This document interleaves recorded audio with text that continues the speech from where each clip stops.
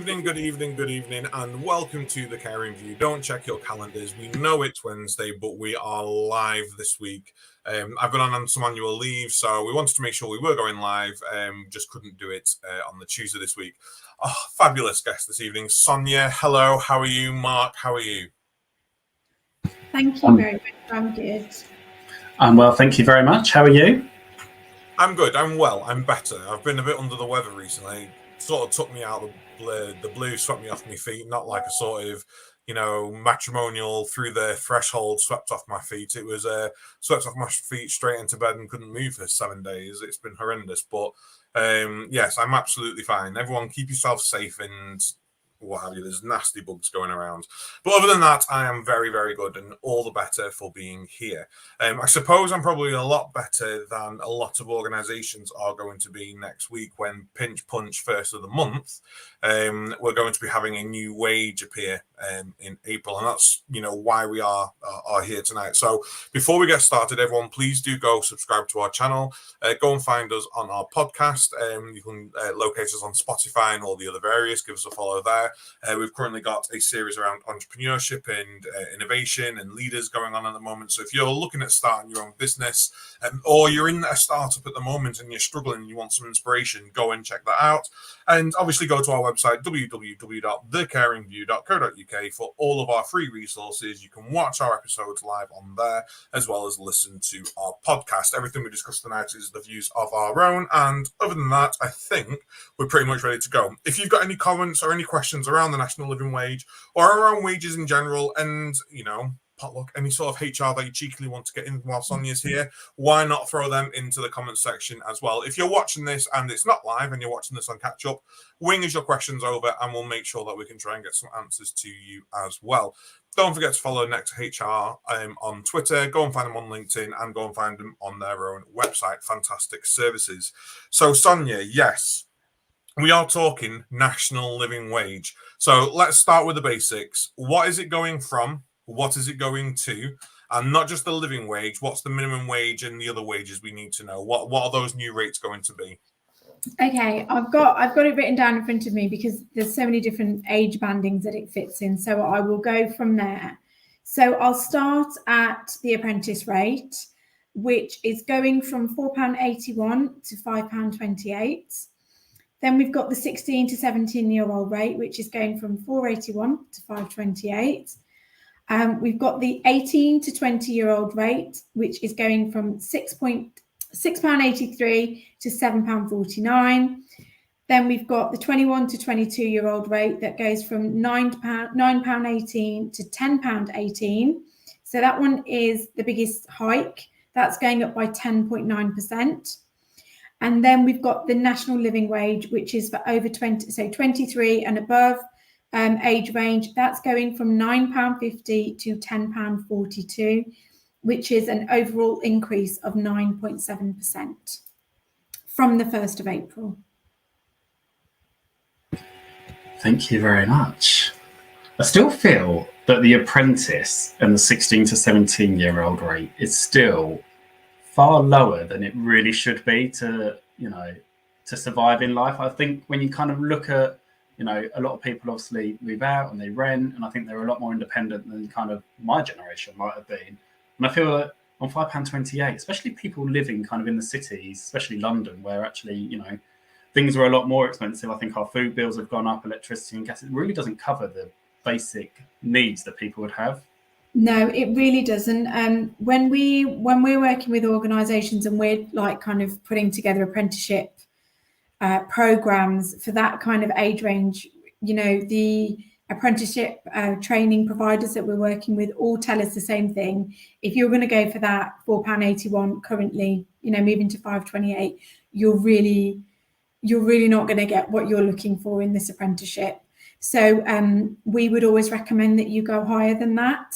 Now, that's not to say that you have to kind of group everyone in your over 23s scenario, but going over and above that will definitely attract a different caliber of candidate, but will be also as an organisation mean that you're helping people to really have a realistic wage there, rather than like you said, what is so low at 528? So just going on that from what you said, because my brain's aware with questions, and I can see, and this is, no detriment to the social care system. So I expect many organisations are going to be trying their hardest to recoup some money over the next sort of 48 months. It's going to be a long haul, this. I'm just thinking from a provider point of view, if we've always gone, someone's doing the same job, everyone's doing this care job, they're doing the care role, we're going to pay everybody national living wage no matter what. It's something I used to do as a manager. It's something we used to do as an organisation. So everyone gets paid that 25-year-old and above rate. And they have done that since the national living wage has come in. And now we're going, oh, Christ, 9% increase this, and 50% of my workforce actually technically don't need the national living wage. Can I go back on that now, and can I just start paying and saying to people, actually, you're not going to get this increase, this 9%, or am I sort of bound to this decision now? I don't think you could just make that decision and just decide to apply it. If that's something you've done year on, year out, you've got some implied terms there. Obviously, it depends what it says in your contract of employment, but you've got some implied terms around custom and practice. So if that's something that you've done year on year, and let's say you've got a 17-year-old that's been there for 3 years, and they're now 20-year-olds, so they're not kind of in that bracket yet, and you've been doing this for some time, there is going to be a reasonable expectation from them that they're just going to get the uplift like they have every single year. So I wouldn't go ahead and just decide not to give them the uplift and not even communicate it. I'd be talking to them. I'd be consulting with them really and saying, look, every year this is what we've normally done. This year, because of being very honest, the financial strain and the implications of such a big jump, we're actually reviewing this, and we're looking at not doing this, and we're looking at we're looking at going into age brackets for our national minimum wage requirements, and what that means for them would be a much better way to do it than just, oh, by the way, in your April payslip, it's not gone up to 1042. You've actually gone up to. So I think that they would have an argument there that's custom and practice, and it would be very reasonable of them to just expect that uplift, the same as they get every single year, the same as everybody else. If you want to change it, you need to have the appropriate conversations first. Thank you very much. And in terms of preparing for this, is there anything that organisations need to do? Obviously, we're talking mainly about social care, but is there across the board, do they need to write to employees to let them know that the rates are going up and what the rates will be going to? Or yeah, I mean, I would recommend that they write to them, that they have that ready, that they have those letters ready, kind of saying it's going from this to this, and when they will be expecting to see that. Have you got a weekly payroll? In which case that's going live from next week. Have you got a monthly payroll? It's something that we start talking to our clients about usually before Christmas. So as soon as we know what it's going up to in April, we would want to be sitting down with our clients and saying, this is coming in April, because before you know it, it's kind of blink and it's here. So it's something you do need to plan for. We like to plan in advance. We like to look at, like just from your budgets and your costing perspective as well, of what is that, how is that going to hit us, and forecast in terms of what kind of difference is that going to mean for us in April. I think I may have mentioned before, but we've got some clients that this is adding tens of thousands of pounds onto their monthly payroll because they've got a huge workforce and they've got a lot of staff that are on this wage rate. So that 9.7% increase per person in 1 month alone is going to hit them, and it's something that they need to think about earlier. But from the employee perspective, yes, communicate it out. You might want to do some general comms. I would definitely do a letter. A lot of organisations that we work with generally tend to have a pay review non-contractual in April anyway. So it's part of the general comms around that. But you should be updating them. You should be writing to them, keeping a copy of that, So I always say that employee files need to be that this is your life at whatever organisation it is. Make sure you've got copies of all of those changes as well. I think there's some great tips, and I want to not that I want to sort of. By the way, anyone who's watching this, I know I can't do most of the things that I'm going to be asking tonight. I'm just asking the questions that I know there will be, unfortunately, people out there who will try and make what I ask happen. So this is really just to make sure that actually we're getting the answers we need. So you've got that confidence to go back and go, actually, you're not allowed to do that. So you're not allowed to. Holidays, Sonia. So let's say my holiday run year is January to December, and someone's accrued 4 months worth of holidays. We're in the first quarter now, and in May they go, actually, I'm going to take those holidays that I've accrued and I'm going to use them now. Can I, as a manager or as a proprietor, as a business owner, go, well, that's fine, but you weren't and accrued those holidays the first quarter of this year when actually the rate of pay was 9% less than it is now, so I'm only going to pay you at that rate? I wouldn't suggest that they do that. I wouldn't say that that is anywhere near a level of best practice. It's going to be paid at the rate that you're in at that time. If they're taking it in May, it has to be the rate of pay that they're being paid in May. If you're paying national minimum wage, that needs to be £10.42. I wouldn't want to go down that road, and I wouldn't kind of advise anyone to do that. Would you advise, and this is something I've seen on quite a few of the manager chats, but also outside of social care on kind of small businesses, is that they're now obviously looking to cut staff to make savings. So I know that I've seen some hairdresser groups talking about actually whether they can get rid of people. I've seen some managers talking about actually whether they can reduce the activity provision. I think if there's a care home looking to replace their activity lead and get rid of it, I would definitely say don't do it, because I think they're an instrumental part of your care home. But around maybe laying kitchen staff off, admin, maybe reducing the number of staff that you have per shift, whether day rate, especially night rate seems to be mentioned. Any advice around doing that at the same time as obviously minimum wage? Obviously, I know there's obviously a big business case for that. But... Exactly. So you need to build your business case, and you need to build that very, very carefully. We are doing quite a few restructures and redundancies at the moment with quite a number of clients. And honestly, the planning that it takes, even if you're a small provider, the planning and the questions that you need to ask yourself about individual roles and what are the roles that you've got in your organisation that are at the same level of skill. You need to think through those things very, very carefully. So yes, if you need to, you've got financial constraints and you need to save money, if you're going into deficit, you've got your financial case there, but it's not that simple. You really have to look at how this impacts different roles. So you might have somebody that works in a completely different part of the organisation. Like, let's say, you talked about your cook or something like that, but you might have somebody on the same rate of pay doing something very different in the organisation. And case law suggests that they need to be treated equally, because you need to think about the skill set that you require for those jobs. So you can't just kind of go, all right, I'm just going to cut that role right there. You have to have an objective business case for it. And you have to really think about the rationale and suitable alternative roles.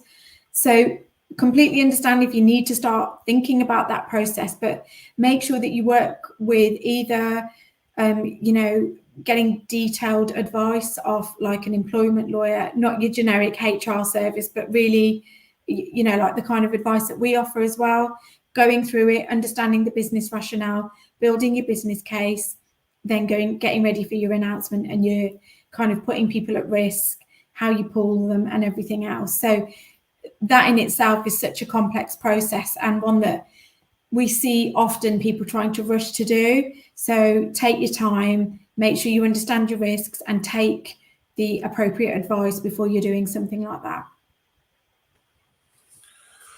Oh, I forgot how good you are at just giving advice, Sonia. I think you're absolutely amazing. Thank you. We've all bore witness to the economy this last 12 months, and inflation has just skyrocketed, and the Bank of England is now becoming the bank of interest to me, because it's just hiking and hiking and hiking. And we've got banks closing, we've got organizations closing, we've got Amazon losing jobs, we've got Deliveroo and Just Eat sacking off jobs, we've got Argos, which is closing down businesses. Inflation's increasing faster. The cost of living crisis is growing exponentially and a lot faster than the sort of rate of pay that people are going to be getting. So businesses are going to be struggling. What sort of advice can you give to businesses? What sort of things could you sort of give to businesses who are thinking, actually, I'm really going to struggle to make ends meet? What sort of advice could you give? So, I mean, I'm a business owner as well, you know, and I think when I'm talking to a lot of our clients, we have that kind of understanding because I know where they're coming from. I'm not just a HR, you know, expert, as it were. I'm also a business owner. I also share some of the challenges. You know, it's crazy, you know, but energy bills, everything, it just feels like everything is going, it's kind of skyrocketing. So first things first is to recognize that literally everyone is in the same boat out there. I think generally from a business perspective is you have got to step back and have a look at, you know, what you are doing, where your cost is and where you can cut back. Sometimes it's not always easy to do that, but I think, I mean, when we're working with our health and social care clients, there's only a certain limited pot when it comes to the funding side of things. And I think that bigger conversations need to be had around that, because you can't be expected to keep running services when everything's increasing, energy bills, employing staff, all of these different things are just increasing, but the funding is still the same, or, you know, the pot still is the same or sometimes smaller. So I think, you know, there's strength in numbers, and I think those conversations need to be had at like a high level. And I don't know how they go about doing that, but definitely building business cases, and I think a lot more realistic expectations of what it takes to really deliver the services. I mean, I think it's really important to know another thing, just, you know, I get really passionate about social care, but a lot of people leave healthcare, they leave social care because they go, oh, I can work in that national coffee chain for £14 an hour. I can do this and I can do that. But they also are all the jobs that you've been talking about where they're cutting, it's retail, you know, so they're not also stable sectors. Whereas, you know, you're talking about social care, there's always somebody that is going to need that level of care. That is, it's always there. That demand is always there. So it's such a strong sector in that sense. The same with healthcare. These are provisions that we're always going to need. And if somehow we could get that message out there, I think it would show the sector as having a lot more stability. But I think that there needs to be bigger conversations had about generally on the funding side of things. But, you know, being realistic about what you need to deliver, how you need to be able to deliver it, where you can cut your costs as best as possible. But like I said, thinking about these things earlier on. So, you know, when we know what the next increase is going to be, start forecasting what that means for your payroll, for your monthly payroll, for how many people you've got at different rates. And just coming on to that, where you've got staff members, where you've got different banding structures, and you've got, say, team leaders or supervisor roles, you can't just think, oh, well, we're just going to pull everyone up who's at the minimum wage up to 10.42 and leave everybody else, because you're closing the gap there. And as you're closing that gap between someone who's on minimum wage and someone who is your team leader or your supervisor, they're also going to start thinking, well, what's the point of me doing all this extra for 10p extra an hour or whatever it might be? So you need to look at it as a whole, and you need to forecast that out. What we like to do with our clients is, when we know what's happening and when we're having these conversations kind of before Christmas, we put different options together, and then we forecast out what that looks like financially. So I think getting ahead of the game, getting your forecast ready, understanding how it's going to hit you, when it's going to hit you, looking at what costs you can reduce, what conversations you can start having. So you're not just coming to next week going, oh my God, this is going to cost me this much and I didn't even realize it. I think planning is huge. I think you raise a really good point there around, actually, you can't just increase the minimum wage and not think about everybody else. Because I think it's a very sticky ground, isn't it? If you don't increase everybody else's wage, like you just said, actually, why would they want to work for an extra 10, 40p an hour with all the extra responsibility? But equally, you've got to be very careful with that message that you're not just giving people a pay rise because it's minimum wage, because then you make people feel like they're undervalued. And it kind of brings us in nicely from a comment that we've had from Nicola around what would you suggest if you're a senior care or a deputy and you don't know if your pay rate is going to be increased or what your pay rate is going to be in April? Any advice there? I think you need to be having a chat with your organisation really about what you could be expecting. It depends what's in your contracts of employment. So contractually, is there a pay uplift awarded in April every year? Usually most of the clients that we work with, definitely all of our social care clients, have got that kind of provision in their contract, but it's not contractual. It's at the discretion of the organisation.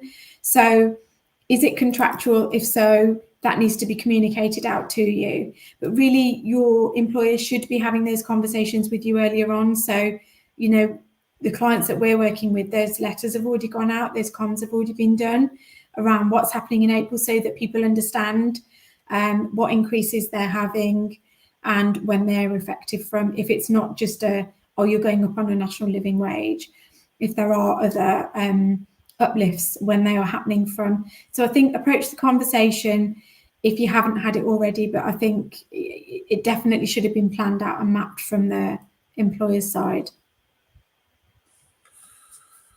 When it comes to regulation, we obviously want to make sure that we're doing the best we can to make sure we're providing care at the levels that we need to be, providing it at. I know you're not quality assurance, Sonia, but you've got experience with CQC inspections with the organisations. What sort of things do we need to be considering when it comes to trimming the fat, cutting corners? What would CQC, do you think, be expecting to look at when it comes to coming around and making sure we're paying people the right wage, but actually we're also delivering care at that high quality? I think the biggest thing that they want to see, from my experience of all the lots of kind of CQC inspections I've helped clients with, is they want to know that you've got provisions in place for those last minute things that happen from a staffing perspective that you can't foresee. So typically in COVID, it was like, well, how are you, what's the resource planning looking like if half the team's down with COVID? So it's like that last minute change to resource. So things like annual leave, yes, you've got to show that you've got enough staff, you've got enough resource to be covering annual leave and how much annual leave you offer and all the kind of the stats and the calculations around that. But also if you've got staff that suddenly are going off sick, and let's be honest, it didn't happen any more than it did in the pandemic, did it? Because we were all isolating COVID, it was crazy. And they want to see that you've got the right provisions in place. And the only way to really be able to do that is by having that staffing numbers in there. One of the ways that we help our clients with that, especially in these service areas, is, your 0 hours contracts, but true 0 hours contracts, not the ones where they're always doing the same amount of hours in the same days every single week and you're just trying to get around stuff by putting them on a 0 hours contract. Genuine 0 hours, or kind of flexi hour contracts where they've got a minimum rate and they've got a minimum number of hours and a maximum number of hours that you could call on them to do.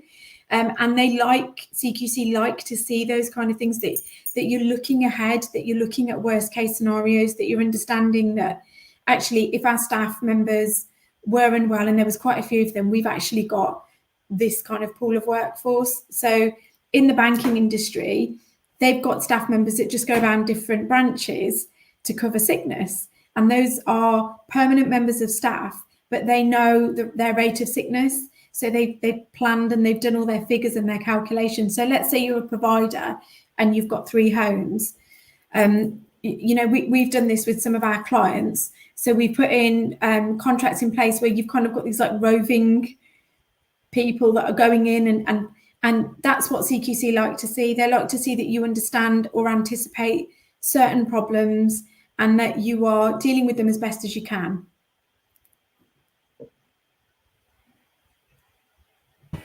I can't find my unmute button these days. I had something that's completely got out of my head now, but one thing I wanted to look at, and I'm going to come to both of you here, is around, we obviously know there could be staff that are unsatisfied if they don't get a pay increase. The levels of pay between kind of the younger generation and the older might bridge slightly. We obviously know that retail and hospitality still pay more than social care anyway. Is there any tips that either of you have that we can utilise to retain staff that might be disgruntled and think, oh, actually, you know, I'm only getting paid an extra 40p an hour than them. I haven't been valued because I've not had a pay increase, but they don't see the financial burden that actually the business is under, because I don't think always that frontline staff kind of consider that. Any tips that any of you can think of? Adam, I'll come to you first because you've unmiked. I would say just be transparent and honest. And I think for those organizations that have got a candor sort of approach to everything, they're very candid, they're very open, there won't be an issue. I mean, I'll just bring up one thing that I know is quite controversial, and it's around commitment. So someone's worked for a business for 14 years, fantastic. And there's an expectation in a lot of organizations that person, because they've worked there for 14 years and have committed to that role for 14 years, should be on a higher rate of pay than someone who's come into the business has only been there 2 years. Now, I've always been of the mindset that actually money should be given to the people who provide best value for your organization. So you could have had someone in your organization for, say, 15 years, and they may not actually provide you with the same benefit as the person that's been in your organization for 2 years, because the person who's been there for 15 years might just not want to go anywhere else. It's down the road. They don't want to travel anywhere else. It's convenient for them and it's ideal. So I think being open and honest with what your sort of company values and beliefs are, and it's a case of you may not have, had a massive increase this year. There may not be that much of a differential in your wage compared to the national living wage. However, this is the reason why. We operate performance-based sort of approaches to our pay, and it's just not there. I think just be honest. It's very difficult, and there's always going to be people that are disgruntled. And I think if you are disgruntled, I'm probably going to get shot now. If you are disgruntled and you've had the conversations, you've tried your hardest, and actually you don't feel like the reasoning's good enough, and they're not supporting you, leave. I know that sounds really, just leave. Don't keep yourself in a toxic environment. If you're finding it toxic and you know full well you're being taken for a ride, leave. Simple as, and you'll find that people follow after you. If you've got work best mates and no longer are you going to work, they probably aren't going to be there either. However, as an employer, as a manager, I just say be honest, have that conversation with people, and have it on an individual level as well. So have that conversation on an individual level. Don't try and just do a blanket. Oh, by the way, everyone, we're not really going to get an increase this year, and actually you give someone else a little bit more than someone else, because people talk. You say don't go and discuss your wage, but they go and talk. They'll go, what do you think about that extra 50p? And they go, what? I got a 5p increase. People talk. So be honest and open with absolutely everybody.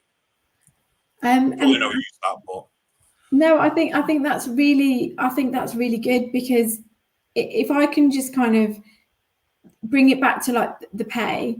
So most surveys, I think, if not all of the surveys, when you're doing like engagement surveys and you're asking people what's important to them at work, pay isn't the primary thing about why they're coming to work. There are a few other things that top the list. So it's about the culture, it's about the environment, it's about how they're treated and how they feel valued and respected at work. And there's so many things that you can do to make people feel valued and respected at work. What's your work culture like? Are you actually acknowledging people when they're coming to work? Do you even say hello to them in the morning? Do you ask them how they are? Do you ask them how their weekend was or how their evening was? These simple things, when we do a lot of training, like managers are like, my head's not even there. And I've just realized that I don't mean to be, but I'm not even kind of saying thank you at the end of the day or thanks when somebody's done something. It's just kind of like not a nice place to work. And these kind of changes, just being nice to people goes a long way. But I'm not just talking about that kind of stuff. So I just wrote down stuff like, you could look at potentially increasing holidays. So like Adam said, if you've got that person that's been there for a while, you want to reward people in certain ways, or you've got some KPIs and you've got some performance targets. Do you give people their birthday off? You know, do you buy the team lunch once a month? Do you have a knowledge sharing session where you as an employer get some pizza, you know, Domino's or Papa John's pizzas in, and we all just have a lunch session that is open on, but it's a different day, it's a different time in a day when you do it every month, so that the people that are on different shifts can come in and join. So that these are the kind of things that I think people need to be looking at, not just the pay, but yes, being open and transparent about pay, about what's happening, about what people should be expecting in April. So important. But there are so many other things that you can do to support people at work. Flexibility is also really important. Now, that doesn't mean that you just kind of go, yeah, that's fine, don't turn up at 2:00 tomorrow, it's fine, that's not going to put us in a problem at all. I don't mean that kind of flexibility, but I mean, if somebody says, look, my mum's having an operation in 2 weeks' time, and I really need to be able to support her. Okay, yeah, you've given me enough time, let me go away and think about what I can do for you. Those kind of things, when employers are doing that for their staff, it goes such a long way.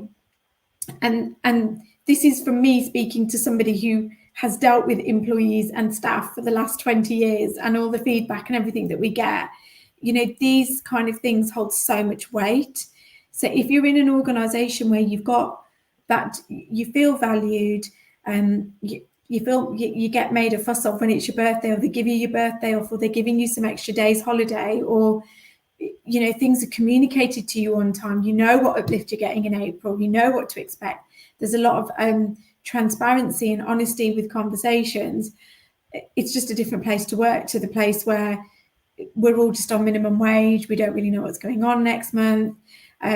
Everything's just at the statutory rate, you know, even annual leave, they don't even give us that half a day or the day extra. We don't even have a pizza lunch once a year, we don't get taken out at Christmas. Yeah, all these kind of things, they add up. So I think there's a lot that people can do. We try to come up with very innovative ways. You know, a lot of the clients that we're working with are health and social sector, are small businesses, haven't got a huge amount in the pot when it comes to budget. We have to get creative with how we want people to get engaged and feel valued at work. So there's lots of things that you can do, and it isn't just about, but be honest and say, look, we can't do this, but what about this? And I suppose it comes down to like succession planning as well. So how are you investing in the futures? Not just investing in them financially, but how are you investing in developing your team to benefit them in the long run? You know, how are you investing into sort of providing them those opportunities that are going to help, you know, increase their sort of available resources? And sorry, just on, and I always bring this up only because I have obviously got you know, varied friends. I love the whole birthdays off and everything like that, but it's also about knowing your team. So if you've got people in your team who are, say, from a religion or a culture that don't celebrate birthdays and those anniversaries, make sure you alternate or offer alternates. So it's a case of if everyone gets the birthday off, I know you don't celebrate your birthday. Well, so what can we do for you that would be simple? Should we just give you an extra day off a year? Would you be happy with that? You know, take it as and when you want to. And like you say, it's about knowing them as people and sort of supporting them that way. Mark, have you any tips? Well, I was going to mention succession planning, so you did steal that, but it's fine. I also think around training and development, and we obviously spoke earlier about funding. You've obviously got Skills for Care, ASC, WDF, Workforce Development Fund, and there's so many providers that don't tap into that. And it kind of ties in with the succession planning. Actually, we can't offer you a pay rise, but actually we can offer you training and development, and how can we actually upskill you in your knowledge and progress you? And actually it might be, and I say this all the time, it might be actually that we're setting people up so that they have the skills and the qualifications and the knowledge to go somewhere else that does pay a higher rate, but actually we've provided them with that. And I think what you both said, completely agree with all of it, is actually ask staff, like Adam said, be open and be honest, but actually say we can't offer financial, but actually what else can we do? And you spoke about it, Sonia, you know, just bringing cakes in, you know, on a regular basis goes a long way, saying thank you. Yeah, can't really think of anything else off the top of my head. I was just going to say, one of the things that I do in induction on those first few days when someone new joins the Nectar team is I ask them like where they want to be next year and where they want to be in the next 5 years. and how can I support them to get them there. So I recognise that might not necessarily be with us at Nectar HR, but what can we be doing to kind of develop you and help you and support you on that journey? Because we might not have a job for them when they get to that level, but we might do after a year or two, and they might come back. You just don't know. And I think it's just, you know, you're doing good and good will come back to you, basically. So if you're putting that in, they're going to go away and say, God, they were a great employer, and they might kind of point somebody in your direction again, and it all kind of comes back around. So a lot of it isn't just about, oh, we want staff and we want them to stay with us forever, but are we doing the right thing? And also, are people out there talking good things about us as an employer? Because that is huge. You know, those are the kind of things that we can't change when a provider's coming to us and going, everyone just leaves, we've got really, really bad retention rates, but it's because of the culture, and everybody out there just knows what they're like as an employer. You know, you can have the best contracts and the best policies and the best fancy Facebook ads, but if you're not going to fix those kind of things, people aren't going to want to work with you, and they're not going to want to stay for long. So think about your employer brand, like long term as well. Yeah, you definitely mentioned obviously around time and energy and the investment, because I think people might leave, but actually if you've supported them through, you know, troubles that they've got at work, personal life, then actually they'll remember that, and they're not going to get that in a lot of other organisations. So we'll remember that and possibly come back because the grass isn't greener. Yeah, and that time that they are with you, they're giving 110%. You know, they're not quiet quitting or anything. They know that you're investing in them, and they respect that. So when they're with you, they're giving you all of that energy as well. And I think a lot of people just kind of think long term, but they're not thinking about what they're getting from that person there and then. Yeah, no, 100%. And I think it's about what you currently do and reflect on whether you can do that better. And we talked about obviously time and energy. Actually, if you're signposting people for other services, whether it's mental health or financial support, actually, can you increase the number of meetings that you're having with them to actually touch base about, have they done anything about it? Do they need any additional support? And not mollycoddling people, but actually just checking in. And it doesn't need to be a formal meeting. It can just be a conversation or something over the phone. We touched on annual leave for years of service. Do you think that's a good idea? We had a question that came in before you touched on it from Rebecca. Is that a good idea, or does it create kind of bad tension with staff that maybe have less annual leave but less years service? You just need to be careful with things with benefits when you're attaching them to years of service, because they can be seen as age discriminatory because they're applying to potentially an older workforce rather than a younger workforce. So you need to think about that. But a lot of clients that we work with do like to do that. They do like to, you know, kind of recognise that service that people have kind of reached. So, you know, 5 years, 8 years, 7, whatever it might be, and it increases and it increases. So as long as it's objective, I would say absolutely. If it can be a really, really great motivator for people. Depends how important annual leave is to them, but it usually is quite important to people. The other thing I would just note is that I have seen on like kind of groups before where people are trying to incentivize like for bonuses. They're kind of doing short-term bonuses, and it depends on how quickly you'll cover a shift. Now that could be seen as direct discrimination for people who are carers, people who are parents, people who have other commitments, people who may have a disability that aren't able to kind of very quickly just change their plans. So where you are looking at a kind of bonuses, target-based things, KPIs, you have to look at the criteria that you're applying there as well. So please think those through. Definitely get some advice from a professional before you go ahead and do things like that. Otherwise, you'll find yourself either directly or indirectly discriminating against a group, and you didn't mean to, but you kind of didn't think it through that way. So even with annual leave, you do have to be careful. You do have to be mindful of, are we indirectly discriminating against people with this? You know, looking at your age, looking at continuous service, when are you applying it from?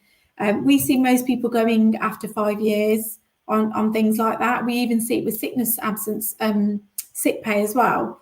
We'll see, you know, the longer you've been with the organisation, the more kind of sick pay or company sick pay kicks in after a certain amount of years of service. But I think just get some advice properly from a professional before you kind of go in with anything concrete.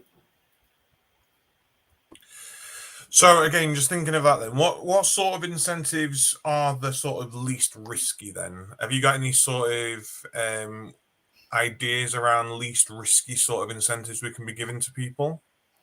I think asking people what's important to them. You know, I do that with the team and I get the same few set of answers. They like the annual leave, they like their birthdays off, and they also like the flexibility. They love the degree of flexibility that they get. Now in our work, I can offer that. I can't always offer that. If next week we've got back-to-back consultations for a client and they need to, you know, have some flexibility in the morning, I can't always give it. But if I can give it, I most definitely will. What we're finding is a lot of people, where they can, offering a bit of hybrid working. Now, I understand that that's not always easy in care, but where you've got things like they just need to catch up on a bit of admin or they need to do some online training, and people are saying that's fine. You know, we know that takes 3 hours, so you can take that 3 hours on Friday afternoon. Why don't you just head off after you've done your last visit and head home and do it? Those kind of things are great. I think when you're looking at incentives, you know, think about protected characteristics, think about what's protected under the Equality Act, and just making sure that you're not accidentally kind of forgetting about a whole bunch of people in your organisation. You know, typically we've got, we're in the month of Ramadan at the moment, so you know, our Muslim colleagues will be fasting, most likely. So, you know, we've got anything that is actually discriminatory against them at this time. You know, I'm always saying to employees, kind of think outside the box. Even when you're advertising right now, you might not get a huge interest because of all these other things that are going on. You know, we never advertise at Christmas because we go, oh, it's really quiet, no one's looking for a job, everyone does it in the new year. But there are other versions of Christmas in the year, is what I'm trying to say. So, you know, I think if you have got your idea of what you'd like to offer as incentives, you know, get the right kind of HR or employment advice around it that's for your organisation, not the generic blurb that, you know, we see a lot in the social care sector, but real, you know, run it past somebody and just say, what are your thoughts on this, that and the other, and just justification for why you might want to use them. But Adam, a bit like you said, birthdays off, if that's not what you want, would you like something else instead? One thing I wanted to bring in that Rebecca shared that she does in her service, which actually I think is really powerful, is that they get new staff to fill in a profile sheet when they start with their favourite food, drinks and bits and pieces, and then she makes sure that the staff cupboard has all of those bits and pieces in for staff. Doesn't cost much, but staff love it. And I think that's something, you know, outside of the box, not a lot of organisations do, but actually the impact that would have to your staff team. That's funny. We do that. So we've got a page on our employee handbook in our like induction, and it says we love a good brew, and there's a cup of tea. But you know, what's your kind of tip, or what do you like? You know, I get herbal teas in. I get also, you know, because I'm a bit of I like my specific teas and stuff. So I'm always saying to the team, you know, what would you like? Whatever. I completely get it. And yeah, I think it makes people feel like somebody really wants to know about what I do like, and or I'd love a can of Diet Coke or whatever it might be. And it just feels so much more personal to you. So that's great. It's great to see that people are thinking like that, people are doing that. That is completely personalized. So you know, and as long as you're applying it consistently, great. But yeah, it just reminded me of that one page in our induction handbook where we've got the kind of the cup of tea. But yeah, we do the same thing and it's great.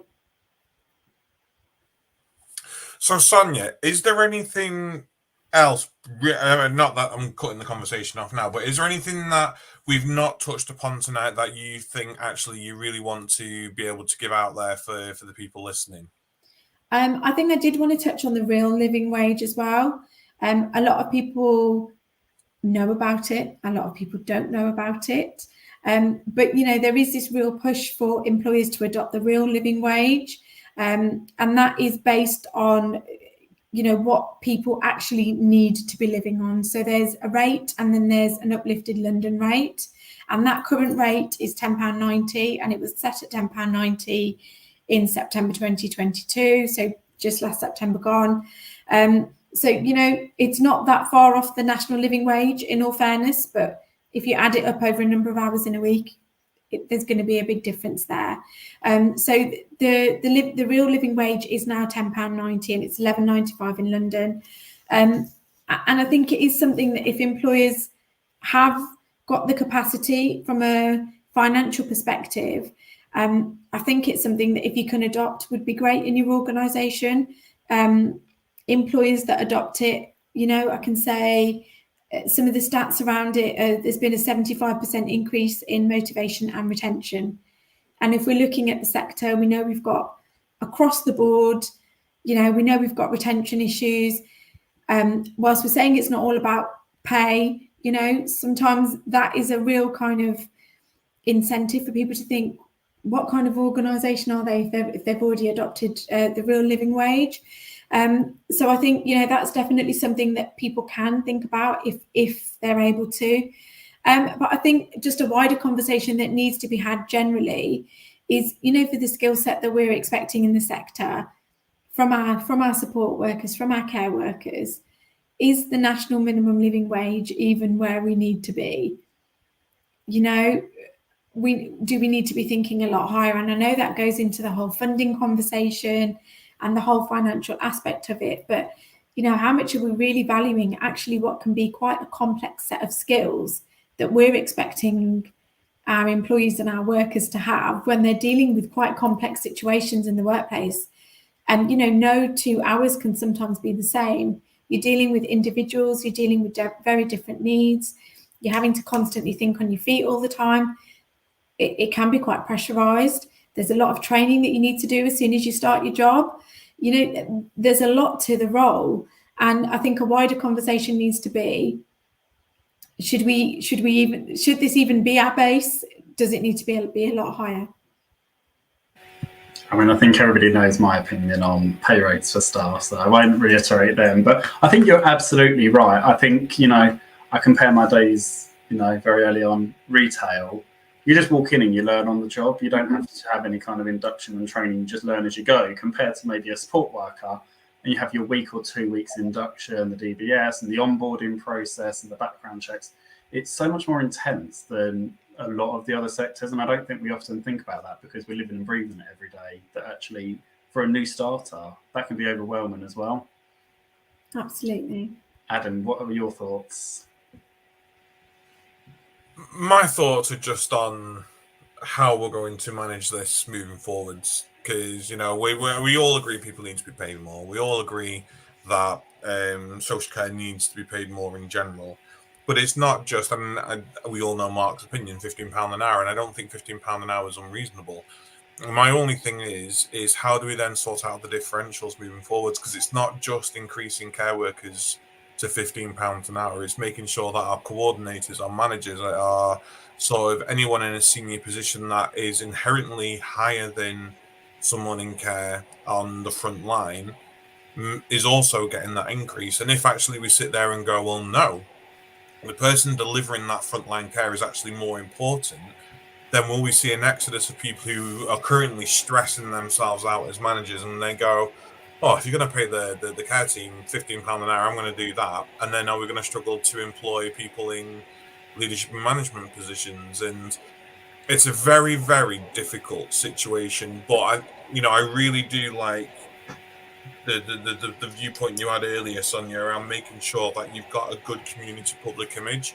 I know Nicola came in earlier and she was saying about how explaining the rates that they get in, the fees that they actually manage to get, helps with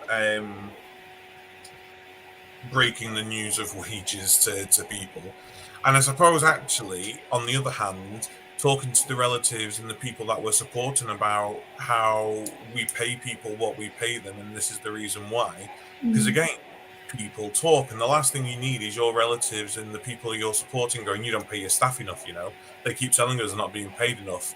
Whereas if actually you sit down with them and go, this is how much we pay our team minimum, and it's because of this, it's because of that, it's because we only charge you X amount a week, then at least you've got that sort of trust built up within both networks, within your workforce, and within the people. And it might actually make it easier for you to raise your rates. If you're talking to the people that you're supporting and going, actually, this is why we can't pay people more, they're like, well, actually, we understand that the rates might need to go up a bit more. I just think it's a very difficult situation with very little funding and very little impact and action plan being prepared by the HSE and the likes. I think you raise a good point around talking and rates and bits and pieces, and I think they've got a lot better, but I feel like there's a lot more that we can do around inflationary increases from local authorities and actually collaborating with one another about what fee increase that people have put in and what you're going to put in and what you've got, because I do think there is this tendency for some local authorities to play one provider off against another. Whereas actually, if you're all in collaboration and if you've got 9%, well, we know that around the board people are getting 9%, we want 9%, and actually uniting for that. And if you're part of a care association, is actually utilising them to have those conversations as well and push that forward. The other thing that I was just thinking of as well then, and it sort of was because of the whole tea cupboard thing and making sure people have like their snacks and everything like that, is there any sort of legality, Sonia, around people being able to have free shops within their business? So like, you've got your staff room, say, and let's just say, instead of it just being, come and have a brew and some biscuits, it'd be going, right, well, here's a shelf full of toilet roll, here's a shelf full of toothpaste, here's a shelf full of feminine hygiene products, which I think every organisation should be giving free to their teams anyway, FYI. All these sort of essentials, tea, sugar, coffee, non-expiring sort of things. And you're saying to your team, well, actually, go and help yourself to the stuff that's in there, because we know it's sometimes really difficult to buy the essentials. If it's not your brand, fine, you don't need to take it. But if you want to go and get some toilet roll this week, and go and get it, you're not paying it for yourself. Is there anything tax-wise? Is there anything that would stop us doing that? I think you would need to check from a tax perspective about the regularity of how much you might be doing, and but generally, where we've even done like vouchers, like when we know somebody's struggling, we've done like Asda vouchers and things like that. There is a specific value on that. So if you go beyond, if you go below a certain rate, I just want to say like £80 off the top of my head, for example. If you're going below that, then it's not classed as a benefit that you might get taxed on. We've seen some of the big supermarkets, like I want to say Sainsbury's, I think Marks and Spencer's a retailer. Generally, some of the bigger retailers and supermarkets offering, if you're on shift, have your meal here for free in the cafe or something like that, because they're trying to help people with the cost of living. So people are definitely trying out things. I would say speak to your HR about what you're thinking about doing, and just involve your payroll or your accountant, just to kind of make sure, look at what the thresholds are. But some great ideas there about what you can do. I like to do coffee runs and stuff like that for the team. I'm always, okay, what does everyone want on Uber when I'm in? And those kind of things go a long way. But yeah, I think if you can, and you just know the limitations of what you can work in, and if it works for you, they're great ideas. I think there's swings and roundabouts as well, isn't there, between home care and care homes? Care homes, you've got the staff there. Home care, obviously, don't work in. And one thing we've done in my organisation is we've taken a part of the office and turned that into a staff area. So if they're actually got time between their calls, or if a customer's cancelled, actually they've got somewhere to go to eat, and there's tea, coffee, crisps, biscuits, sweets available for them to have. And I think, touching on your point, Adam, about what you can offer, is we have and it started because we did a food collection before Christmas for a couple of local charities, was collecting items. And then we thought, well, actually, why don't we do this long term, either for customers that we know need items, but also for staff? And we just have a double cupboard in each of the offices that I oversee, full of items from toilet roll to products, food, body wash, you name it, it's probably in that cupboard, and actually staff can just go and take it and not feel that actually they need to ask about it. They can just come in and go, and you don't know whether they're taking it for themselves or for the customers that they're looking after, and that's something that, you know, has gone down really well. Adam, back to you. I'm conscious of time. It seems to have just flown. I mean, it flies by every time, but it definitely just seems to have flown by. Yeah, I mean, it's one of those things. No one likes talking about money, especially when there's no money there. We all want to do the best for our teams, and we all want to do right by the people we're supporting, and we all want to do the best with what available resources we currently have, don't we? So, I suppose, I mean, Sonia, you've given us plenty to think about, plenty of information and guidance for people to consider. Obviously, we know where to find Sonia. Go and find her on LinkedIn, go and find Nectar HR and get in touch. Any final words, Sonia, before we go? I would just say, when it comes to, you know, preparing, that's what the topic was, wasn't it? Preparing for the new national living wage. You know, take away some of the tips about looking at how it impacts you, the forecast, communicate to your staff, look at your supervisor and your team leader rates, look at what uplift you can provide there. Obviously, you've got to be conscious of finance, but, you know, communicate, not just kind of like a general communication, you know, individual letters. Make sure you're backing everything up. Make sure you're ready for the 1st of April, because it is here. That's, I mean, yes, absolutely fab. I think that's brilliant. I think, Mark, potentially we could have a look at creating a resource that we could give out to people to help them on this. Maybe we should run it by Sonia before we put it out live for everyone. We can do that, yeah. We can do that. We can help with that. Oh, thank you so much. I mean, look, it is going to be next week. We're not expecting you to be, well, I suppose HMRC and everyone's expecting you to be ready. But it's going to be tough. The next few months are going to be tough. If you've got any questions, anything you want to bring up, any stories, anything that you want to talk to us about, or anything you want us to address, please do let us know. And I'm sure we can try and find some of the right people. We are going to be having a finance episode in the near future. Now, to what level of extent we can get advice on that is TBC at this moment in time, but I'm sure there will be plenty of tips and plenty of sort of signposting to resources and what have you on there to help you. But until then, good luck for next week. No April Fools. Have we got any April Fools planned? Oh, we should probably talk about it, because you're not going to be able to catch them out then, are you? If we discuss it now. I do love a good April Fool. But until then, thank you so much, everyone, for joining us. Do head over to the podcast. Our episode of this week is with Debbie Harris, founder of Autumna. It's a really, really great listen and some real great tips around, business startups on that. Next week, we have the fabulous Sophie Chester-Glynn's podcast going live next week, which I am super looking forward to. Sonia, we need to still book a date. And let's do it. I think it'll be fab. It's on live now, so we have to now. Yeah. No, let's get a date in, definitely. Don't forget to hit subscribe, follow us on our social channels, and go and visit www.thecaringview.co.uk. Until then, good night, take care, and stay safe.